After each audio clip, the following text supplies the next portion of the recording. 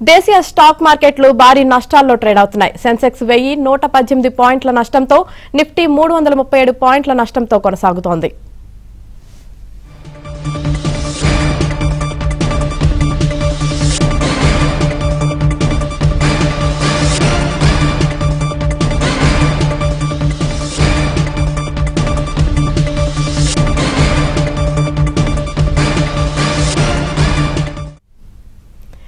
దేశీయ స్టాక్ మార్కెట్లు భారీ నష్టాల్లో ట్రేడ్ అవుతున్నాయి. సెన్సెక్స్ 1118 పాయింట్లతో నష్టంలో ఉండగా, నిఫ్టీ 337 పాయింట్ల నష్టంతో కొనసాగుతోంది.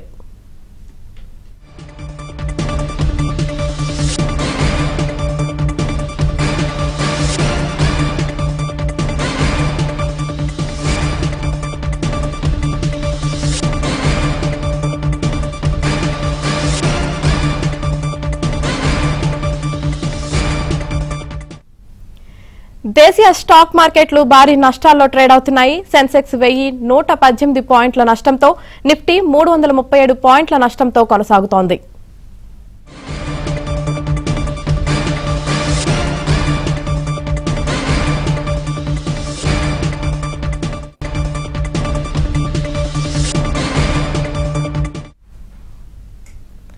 దేశీయ స్టాక్ మార్కెట్లు భారీ నష్టాల్లో ట్రేడ్ అవుతున్నాయి. దీనికి సంబంధించి మనతో మాట్లాడడానికి బిజినెస్ అనలిస్ట్ మాధవిరెడ్డి గారు ఉన్నారు. వారిని అడిగి మరిన్ని విషయాలు తెలుసుకుందాం. మాధవిరెడ్డి గారు నమస్తే అండి. నమస్తే అండి మేడం, చెప్పండి. మనం చూసుకున్న దేశీయ స్టాక్ మార్కెట్లు అయితే భారీ నష్టాల్లో ట్రేడ్ అవుతున్నాయి. సెన్సెక్స్ ఏమో 1118 పాయింట్ల నష్టంతో, నిఫ్టీ 337 పాయింట్ల నష్టంతో కొనసాగుతుంది. దీనికి గల ప్రధాన కారణాలు ఏంటి?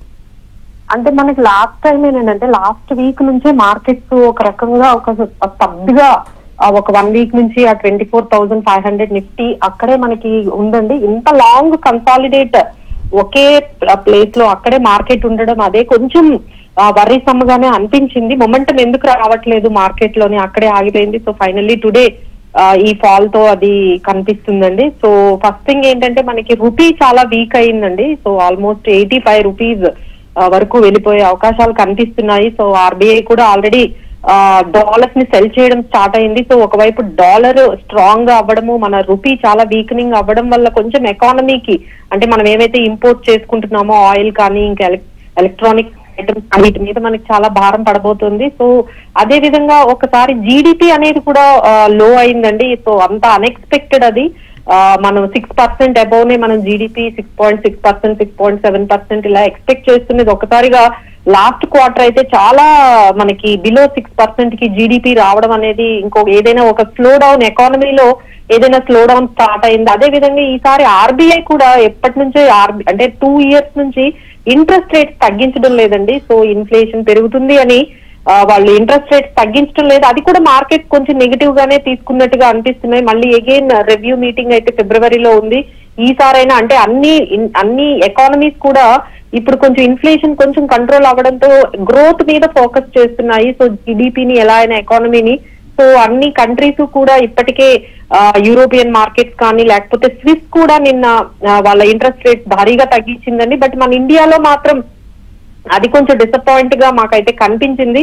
ఇంట్రెస్ట్ రేట్ కొంచెం తగ్గించి ఈ జీడిపి గ్రోత్ ని కొంచెం యాక్సిలరేట్ చేస్తే బాగుంటుంది అనేది. సో అది కొంచెం డిలే అయ్యింది. దాని ఇంపాక్ట్ మనకి అనిపిస్తుంది. So these are all overall గా. అండ్ ఇంకోటి ఏంటంటే, ఎస్ఐపి ఫ్లోస్ ఒక్కసారిగా కొంచెం తగ్గాయండి. కొత్త ఎస్ఐపి రిజిస్ట్రేషన్స్ ఏవైతే ఎస్ఐపిఏ మన మ్యూచువల్ ఫండ్స్ ని బాగా హోల్డ్ చేస్తుంది. సో ఎస్ఐపి రిజిస్ట్రేషన్ తగ్గడము, కొత్త ఎస్ఐపిస్ లో కూడా 80% డిస్కంటిన్యూటీ కనిపించడము, ఒకవైపు ఎఫ్ఐఎస్ సెల్లింగ్ కూడా దీనికి యాడ్ అవ్వడం. సో ఈ విధంగా మార్కెట్ లో కొంచెం సపోర్ట్ అనేది ఈ టైంలో కనిపించట్లేదండి. ఐదర్ రీటైలర్స్ కానీ ఎఫ్ఐఎస్ సపోర్ట్ అయితే కనిపించడం లేదు. అందరూ కూడా వెయిట్ అండ్ వాచ్, మార్కెట్స్ ని వెయిట్ అండ్ వాచ్ చూసి అప్పుడు ఇన్వెస్ట్ చేద్దాము అనే ధోరణిలో ఉన్నట్టుగా కనిపిస్తున్నాను.